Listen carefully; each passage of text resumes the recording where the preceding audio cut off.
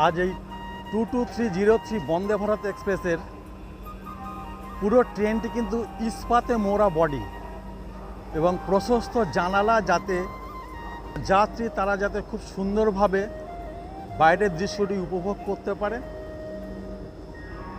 ভারতবর্ষের বুকের প্রথম বন্দে ভারত চালিত হয়েছিল 2019 সালের 15ই ফেব্রুয়ারি। তারপর যেটি চালানো হয়েছিল নিউ দিল্লি থেকে বারাণসী। 2022 সালে এই হাওড়া স্টেশন থেকেই নতুনভাবে চালিত হয় বা ইস্টার্ন জোনের পূর্ব বিভাগের প্রথম চালু হয় হাওড়া থেকে নিউ জলপাইগুড়ি 30শে ডিসেম্বর। সেই বন্দে ভারত আজও চালিত।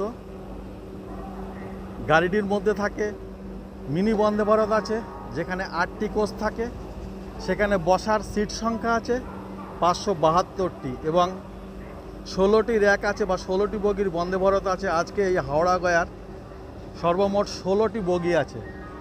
প্রত্যেকটি বগিতে কিন্তু 78টি করে বসার সিট আছে, তবে সামনে এবং পেছনের ট্রেলারে থাকে 44টি করে সিট।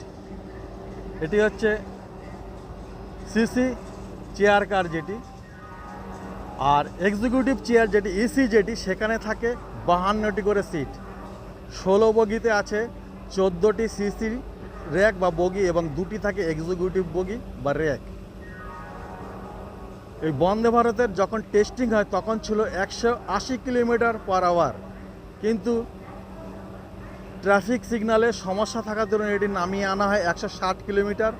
কিছু কিছু রাস্তায় এটিকে করা হয় 130 কিলোমিটার। আজকের এই হাওড়া গয়া বন্দে ভারতের তার সর্বোচ্চ গতি থাকবে 130 কিলোমিটার এবং গড় বা অ্যাভারেজ গতি থাকবে 82 থেকে 85 কিলোমিটার।